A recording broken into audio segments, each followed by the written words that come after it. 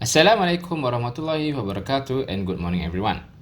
So today we continue our lesson on Introductions to Scientific Programming, Chapter 6, which is related to the control input and output. So in our previous class, we already covered a part of the chapter, okay? So let's take a look at the objective. So we already covered Objective 1, Objective 2 and Objective 3 in the previous class. So for today's class, we will be covering Objective 4, Objective 5 and Objective 6, which is all about to import and export the data inside and out MATLAB, and also how to perform debugging by using MATLAB. Okay, so let's continue. So first we will learn about import and export data. So how we wanted to import and export data inside MATLAB. Let's continue. Okay, so at some point, you will often need to store the data on the disk. Okay, so after you program some of the file and some of the data, so in one time, you need to store your file inside a disk. Or you can also load your data inside the disk, from the disk into MATLAB. Okay, so the process of moving data between MATLAB and disk are as follows. So the first process, what you can do in between MATLAB and also your hard disk is to import. So what does it mean by import is, it is if you wanted to get the data from the disk to MATLAB workspace. So if you wanted to get or you wanted to import the data from the hard disk into your workspace, you need to use import. Okay. The second part of the process is the export. So if you already have some data inside MATLAB, but you wanted to store it inside your hard disk, so you need to do some export. Okay.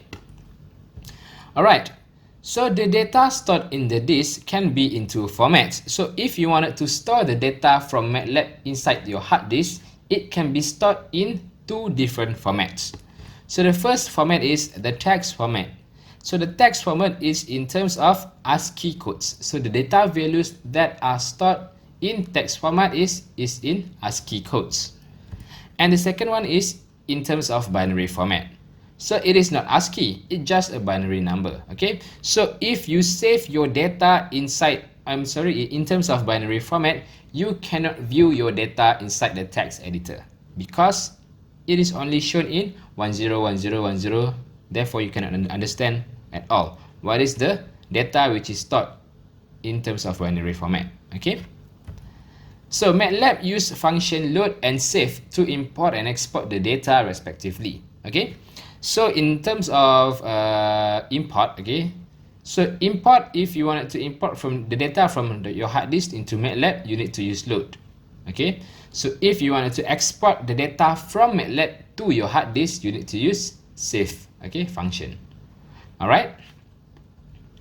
Okay, so next let's take a look at the save function. So what are the options that are available in save function?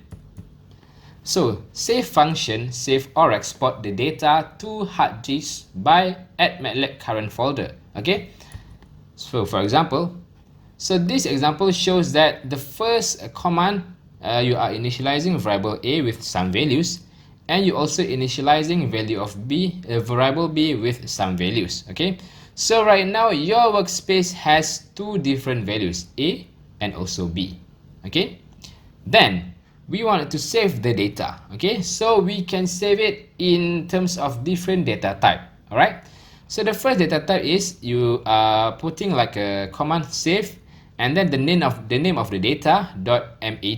Okay, so data1.mat is a binary file which is the default. Okay, so if you are not giving the type of data that you wanted to save, okay, so MATLAB will automatically save your data in terms of binary file. Okay, so the file contains all variables available from the workspace. So in this example, both a and b. Okay, so because in this example we already initialized two values, which is value of a and also value of b. So if we run the command save data1.mat, okay, the data1 will save data a and also data b in terms of binary.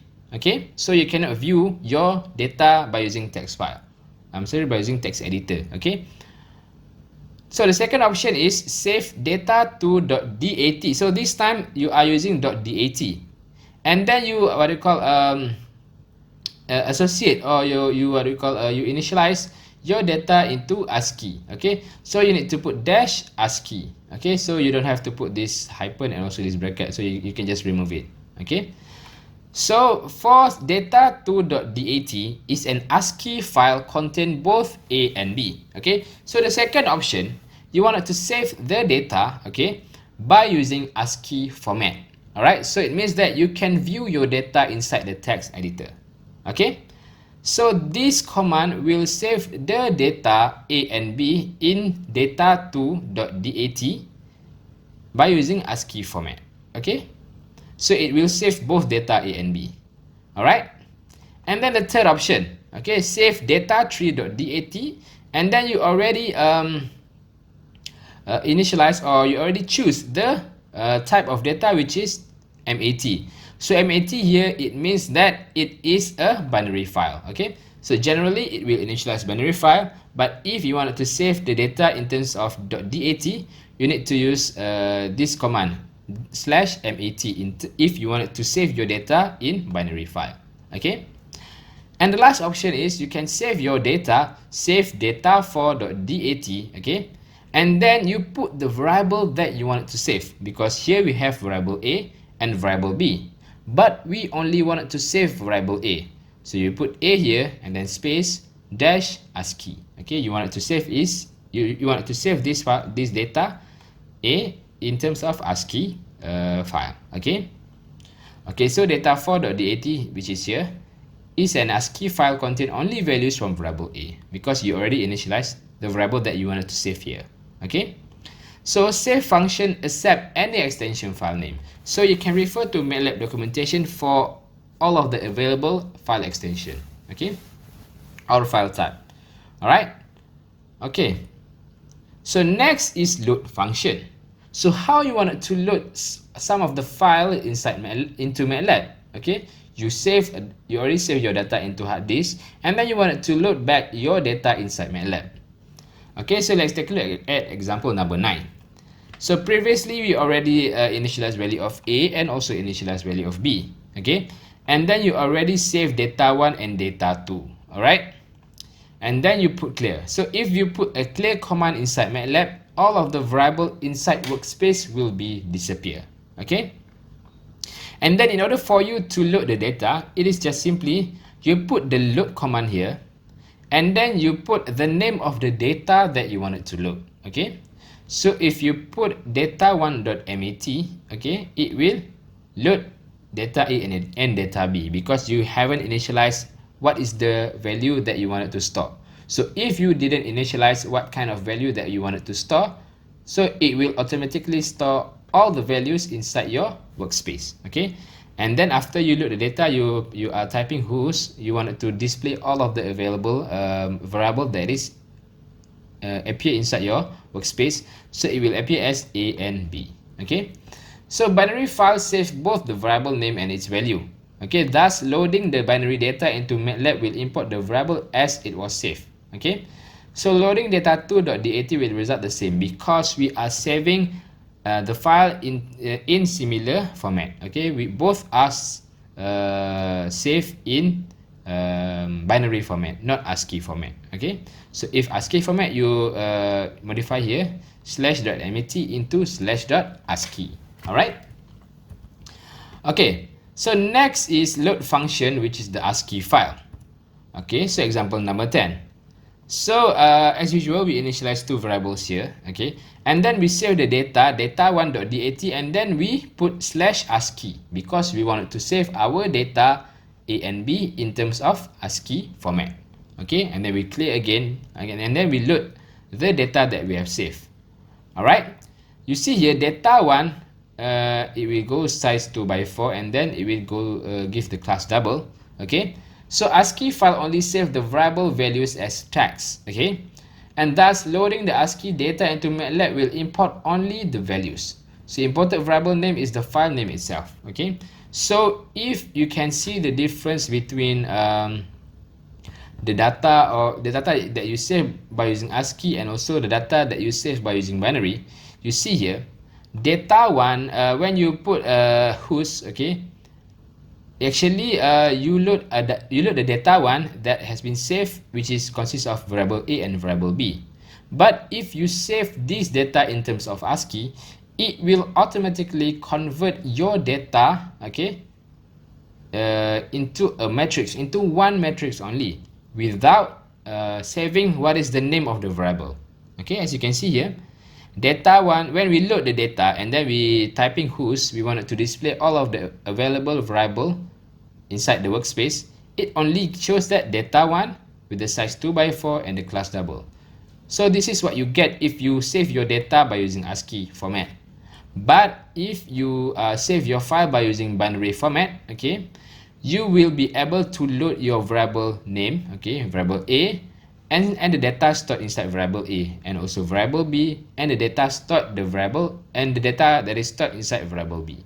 Okay, so you can retain the variable name and also the data. Okay, but if you are saving in ASCII format, you can only retain the data, okay, without any variable name, okay, which is A and B. Okay, it only load the data that is stored inside A and B. All right, so I hope you can see the difference between the file that we save in ASCII and the file that we save in binary. Okay, all right, so let's take a look at the next example. So the next example is all about the Greek letters and conversion table. So this is example number 11.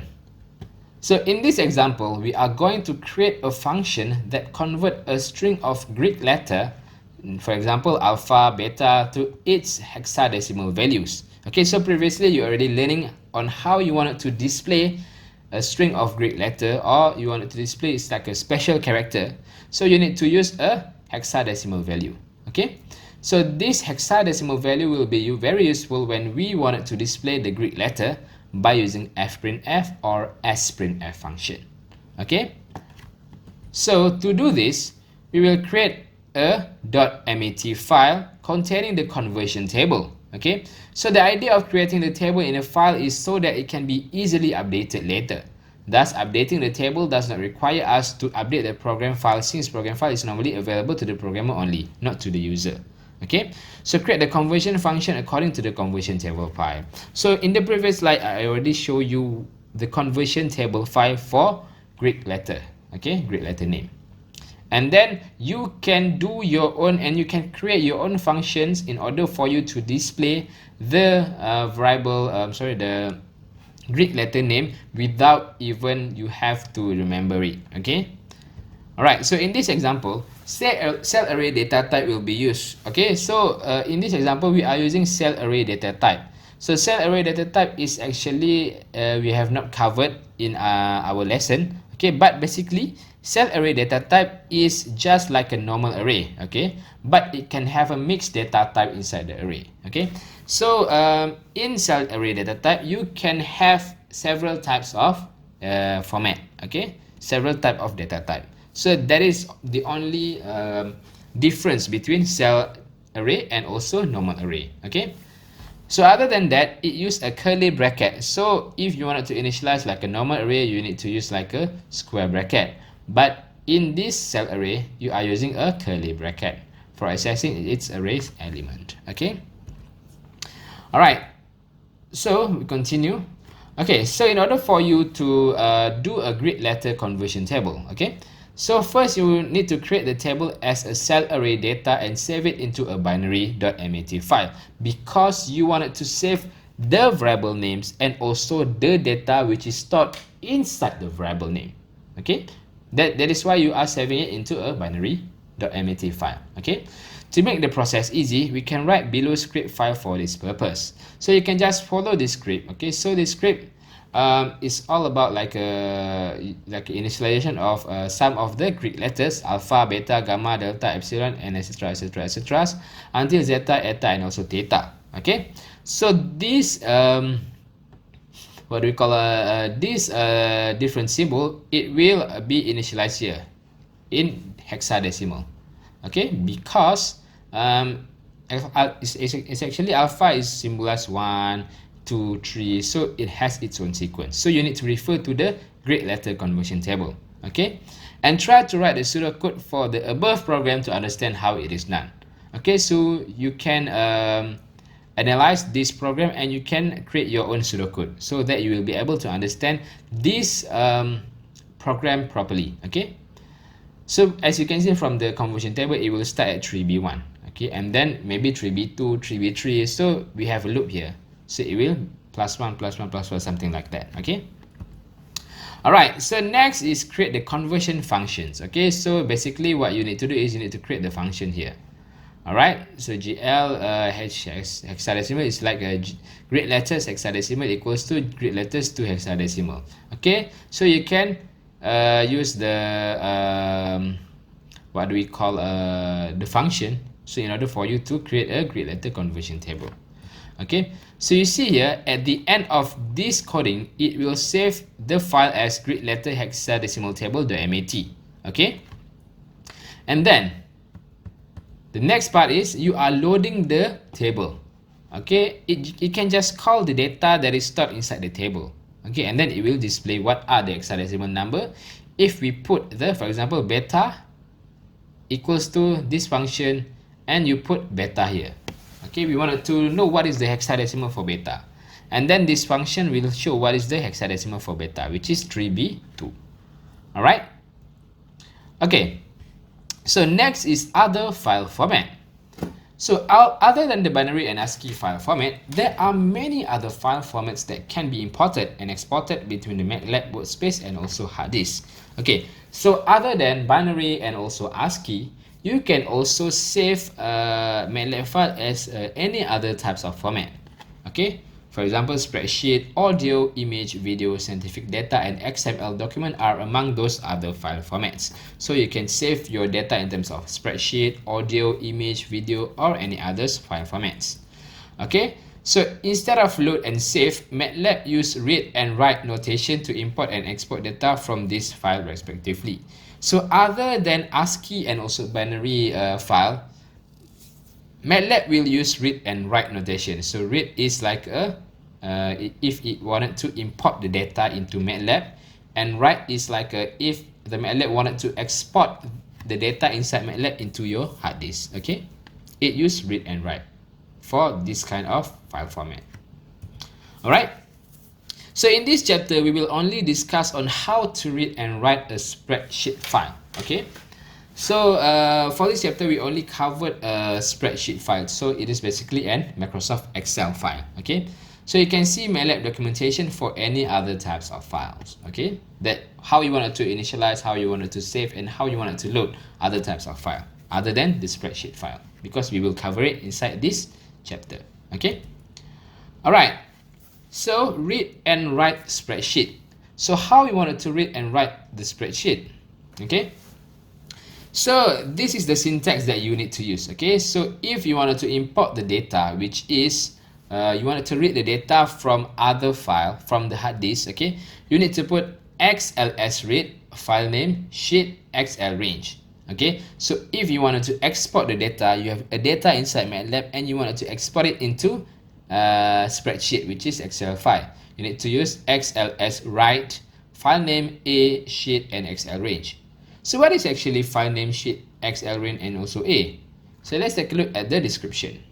Okay, so file name here. Okay, so it is actually the name of the spreadsheet file. Okay, so if you wanted to import the data, you need to initialize the similar name, exactly the same name that has been saved inside your computer. Okay.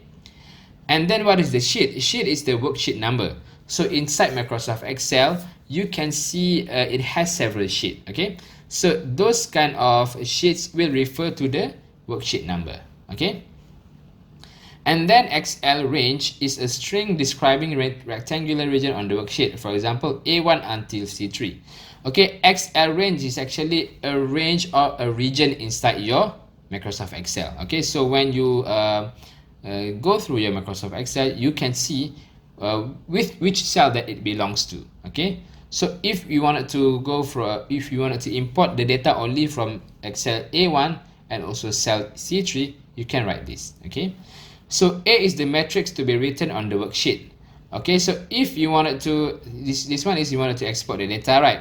So what is the matrix that you wanted to write into the worksheet? Okay, So it's like if you wanted to save the value of A inside the inside a spreadsheet type of file, you need to put A here. Okay, so it will save variable A inside the spreadsheet, which is the Excel file. Okay, so the only compulsory input to the function is file name. So actually, if you wanted to import and export the data, so the only compulsory input is actually the file name. But in this case, default value for sheet is 1 and x1 range start at cell A1. So I'm sorry, if you wanted to import the data, okay, so the only compulsory thing that you need to put is actually the file name. So what is the name of the file that you wanted to import? Okay, so if you haven't initialized any other variable, so it will automatically import inside sheet number 1 and also range, which is start from the cell number A1 inside your Microsoft Excel. Okay, so you can also see MATLAB documentation for a full list of syntax and its detailed description. Alright, so let's take a look at the example.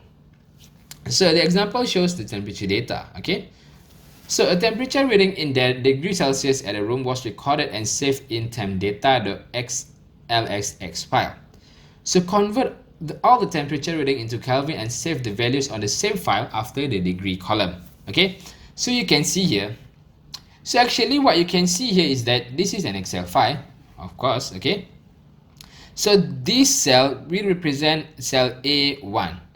This cell will represent A2. This cell will represent A3. Okay, so you can just map the cell number here. Okay, you can, for example, this one will represent cell D2. Okay, so this example wanted you to load this data, okay, and then convert it into Kelvin and then save it back inside the similar file, and you need to save it here. Okay, which start from B3, C3, D3, E3, F3, G3, H3, and etc. So you need to save it here. Okay, so how we want to do that? Okay, first we wanted to load the data inside the Excel file first. Okay, so you need to use XLS read. Okay, you save it into variable tempc.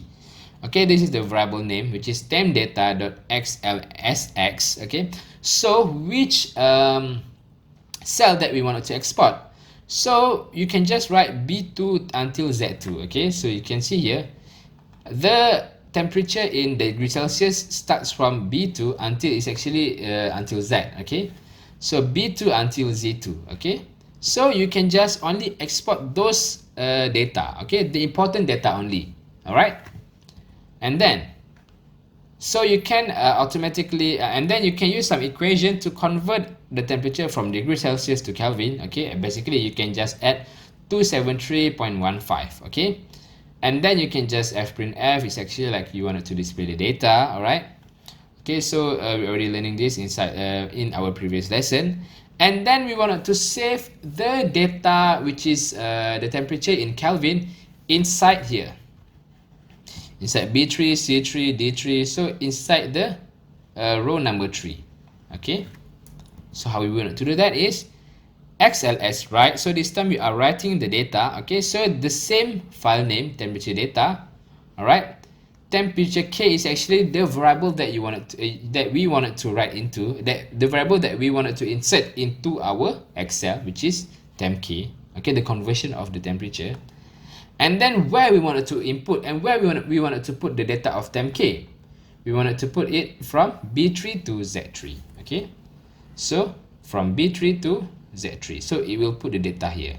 Okay, the conversion in Kelvin. All right, so you can open the file.temp.data.xlsx to see the results. Okay, so later on you can create your own Excel file by referring to this this example. Okay, you can just copy and paste. Okay, and then you can use this coding. Okay, and then you can see either is it already written inside the Excel file or not. Okay, all right, so next is debugging. Okay, so this is the last part of chapter number 6. Okay, so how you wanted to debug your MATLAB code. Okay, so in programming, a software bug is a problem that exists in the code that you have written. Okay, bug is actually like an error, all right? So there are three different types of errors. Okay, so the first type of errors is syntax errors. So syntax errors is basically you simply have typed an illegal expression independent of the values of the variable in the expression. For example, if you are typing some expression which is illegal to type because it is like expression that you already initialized, or if it is an expression that MATLAB has initialized before. Okay, so this is the syntax error. So it is basically like you are mistyping. Okay, you are mistyping some of the errors. So for example, you wanted to load the data. Okay, so you should put load. Okay, but you spell the load incorrectly. For example, you should spell LOAD, but you spell LAAD. So it will initialize as a syntax errors. Okay, so next is runtime errors. So runtime errors is actually logic errors that result in an illegal expression for specific values of the data. Okay, so the runtime errors is actually the expression that you have initialized, but only on the specific values. So it is harder to fix because we need to detect what are the specific values which only will give an error. Okay, so for syntax errors, it is independent of the values, so it doesn't care what is the values, it is an error. Whatever that you put, it will become an error. But runtime errors, it only appears only at the specific values, so you need to find the specific values. Okay, so the third part is logic errors that result in the program executing completely, but the answer that they return is incorrect. Okay, so the third part is the program has been successfully implemented, but you get incorrect answers. So this type of error is very, very hard to fix because you need to go line by line by line in order for you to detect what are the errors inside your coding. All right. Okay. So MATLAB includes a number of tools to help you debug your code, including the error bar and more comprehensive tools that allow you to step through the code. So MATLAB already provided some of the things that can help you, okay, in order for you to debug your code. Okay, so the first part is error bar. So whenever you use an M file, notice that along the right hand side of the figure window, a vertical bar appears. Okay, so that marks location where there are actual errors or where MATLAB has issues of warning. So for example, if you are writing a code inside MATLAB, okay, so this is the example of the code.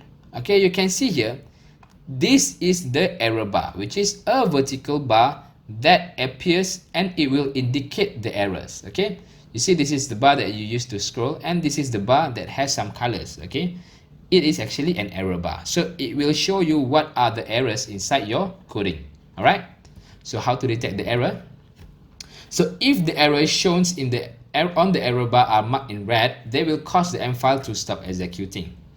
So you can see here, inside this error bar, you have some reds here. You have red here, you have red here. So it means that your program has an error. Okay, so what you need to do is you need to fix the error in order for you to run the codes. Okay, so you can see your error inside the error bar here. So when it is marked in red, it means that you have a problem with your code. Okay, so next is breakpoints. So when trying to find logic errors in a piece of code, it is often useful to run sections of the program, then to start, evaluate what has happened, and continue. So if your program is too long, okay, it is harder for you to find the logic errors. Okay, so you can find the logic errors piece by piece. Okay, so to do that, you need to breakpoints. Okay, so debugging toolbar allows you to set breakpoints. So breakpoints actually are places in the code where the execution stops while you evaluate results. Okay, so it's actually when you put a breakpoints, your coding will stop there. Okay, and then you can run in the next session after the breakpoint. Okay, so you can detect line by line or sections by section by using breakpoints. Okay, so debugging toolbar allows you to set breakpoints. Okay, and to step through the code one line at a time. So breakpoint can't enable until all of the syntax errors has been resolved.